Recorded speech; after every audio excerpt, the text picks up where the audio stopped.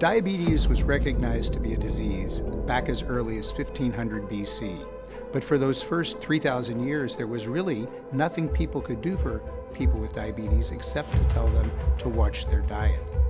Insulin is a necessary treatment for those with diabetes, and now it may become easier for people who need it to get it. It's the winter of 1922 in Toronto, Canada. Snow drifts quietly outside the hospital windows, muffling the sound of carriages on the street. Inside, a 4-year-old boy named Leonard Thompson lies in bed, barely breathing. His face is pale, his lips dry, and his hands are so thin they look almost transparent. His mother sits beside him, whispering softly, "Just hold on, Leonard. Please." His father stands in the corner, silent, helpless. Doctors have done everything they can, but they know the truth: there's nothing left to try. Leonard is dying of type 1 diabetes, and in those days, that meant only one thing: death.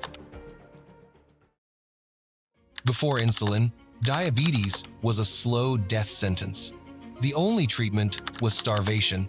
Patients were forced to eat less and less, sometimes only a few hundred calories a day. They'd lose weight until their bones showed, too weak to walk, too tired to speak. Leonard's body had withered away to just 65 pounds. His parents could only watch as their cheerful boy disappeared before their eyes. But just a few miles away, two men were racing against time, and their discovery would change the world forever. In a small, cluttered lab at the University of Toronto, Dr. Frederick Banting, a young surgeon, and Charles Best, a medical student, were running an experiment most scientists thought was madness. They believed the secret to curing diabetes was hidden inside the pancreas, a small organ that helps control blood sugar. Banting had an idea that no one else had tried. He wanted to isolate a special chemical made by the pancreas that seemed to control sugar levels. Scientists before him had failed. The substance kept breaking down before they could study it. But Banting had a plan. He convinced Professor J.R. McLeod to give him a tiny lab, 10 dogs, and one assistant, Charles Best. That's all they had: 2 young men, a handful of animals, and a dream. Every day that summer, Banting and Best worked under the dim yellow light of gas lamps. They removed pancreases from dogs to create diabetes, then injected them with extracts from other dogs' pancreases. It was brutal, messy work. Most of the dogs didn't survive, but Banting refused to quit. Then, one August morning, they injected a diabetic dog named Marjorie with their latest extract. Her sugar levels began to fall. Hours later, she lifted her head and wagged her tail. Banting froze, staring in disbelief. It worked! After months of failure, they had done it. They had found the substance that controlled sugar in the blood: insulin. But this was only a beginning. The real question was, would it work in humans? By late 1921, Banting and Best's experiments caught the attention of doctors at Toronto General Hospital. Word spread fast and desperate families began to beg for a chance. One of those families was the Thompsons. Leonard's doctor, Dr. Walter Campbell, approached Banting with a plea. "There's a boy 14 years old. He's fading fast. Can we try it?" The room went quiet. Banting knew what was at stake. No one had ever injected insulin into a human before. It might save Leonard's life, or end it instantly. But time was running out. Leonard was slipping away. His parents agreed they had nothing left to lose. On the 11th of January 1922, in a cold hospital ward, Leonard became the first human to receive insulin. His mother clutched his hand as Banting and Best stood beside the bed. The needle slid into his arm. Everyone held their breath. Minutes passed, then hours. Nothing changed. Leonard's blood sugar stayed dangerously high. Worse, the injection caused an infection. The insulin was too impure. The doctors exchanged silent glances. Had they just made things worse? The first human trial had failed. But Banting wasn't the kind of man to walk away from failure. He and Best returned to their lab, working through the nights with a new partner, a biochemist named James Collett. They needed to purify the extract, remove every toxin, every impurity. For 6 sleepless days, they tested, filtered, and refined. Finally, they had a clear, pure liquid. Now, they had one last chance to save Leonard. It was the 23rd of January 1922. The snow outside was falling harder than ever, covering the city in silence. Inside Leonard's hospital room, the doctors prepared the second injection. Banting filled the syringe carefully, his hands trembling. This time, the insulin was pure, clean, safe, and ready. He gave a small nod. The injection began. Then, silence. An hour passed. Then 2. Slowly, Leonard's breathing steadied. His eyes opened wider. His color began to return. The nurses checked his sugar levels; they were dropping. A few hours later, Leonard whispered his first words in days. "I'm hungry." His mother burst into tears. The boy who was dying was coming back to life.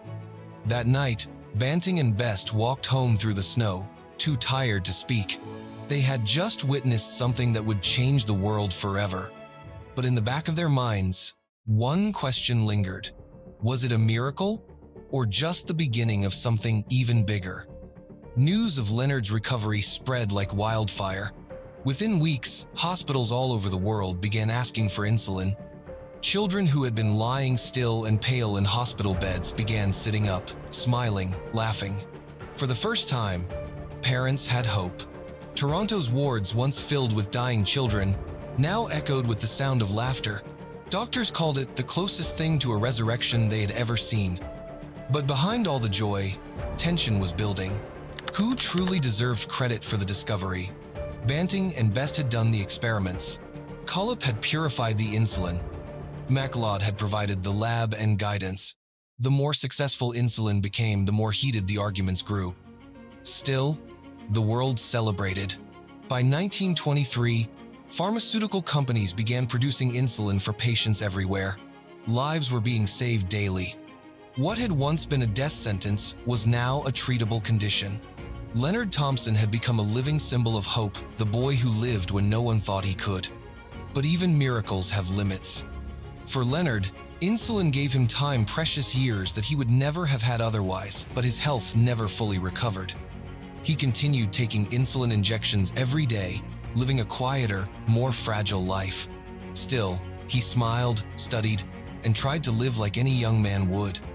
He lived for 13 more years, long enough to see insulin change the world, long enough to know that his survival had saved millions of others. Leonard died in 1935 at the age of 27. But by then, his name was already written in history as the first human saved by insulin. Even today, a century later, Leonard's story continues to echo in hospitals around the world. Every time someone injects insulin, they're living proof of that first miracle in 1922, the day science gave life back to humanity. But behind that miracle was a hidden story, one the world didn't see. Banting became a hero overnight, but fame brought pressure and conflict. The Nobel Prize was awarded to Banting and MacLeod, not Best, who had worked beside Banting every day in the lab. Furious, Banting shared half of his prize money with Best, while MacLeod shared his half with Collip. The discovery that had united them now tore them apart. And yet, despite the bitterness, one thing remained pure: Banting's belief that insulin belonged to the world. When offered a chance to patent it, he refused to profit. He sold the patent for $1, saying, "Insulin does not belong to me. It belongs to the world." But time has a cruel sense of irony. Today, insulin is one of the most expensive drugs on Earth. Millions still struggle to afford the medicine that Banting and Best meant to give freely. The same miracle that once symbolized hope now carries a question. How did something made to save lives become something people can't afford? If Leonard were alive today, maybe he'd ask the same thing. His story reminds us why insulin was discovered in the first place, not for wealth, but for life. He was the boy who lived, not because of luck, but because a few people refused to give up when hope was gone. And yet, behind every miracle lies a shadow. Behind every discovery, a battle. The story of insulin didn't end with Leonard's recovery. In many ways, that was only the beginning. The discovery that saved millions would soon lead to fierce rivalries, corporate power struggles, and untold secrets. The world saw a miracle, but inside that Toronto lab, a different war had just begun.